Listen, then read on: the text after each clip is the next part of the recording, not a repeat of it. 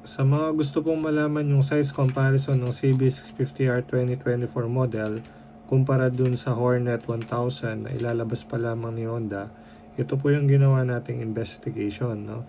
So sa screen nyo po ngayon nakikita nyo yung top view ng CB650R at ito naman po yung Hornet 1000. So pansinin nyo po yung gas tank cover, yung handlebars, saka yung footpeg, hindi po sila naiiba masyado ng position, no?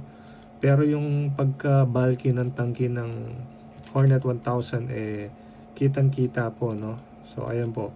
Bali yung kitang-kita yung tambucho dun sa bandang upper right, yan po yung Hornet 1000, no? At ito naman po yung CB. Medyo nakatago po yung exhaust niya, underbelly yan. So ayan po yung comparison natin. Base po yan sa investigation natin, no? So ayan po, para may idea kayo.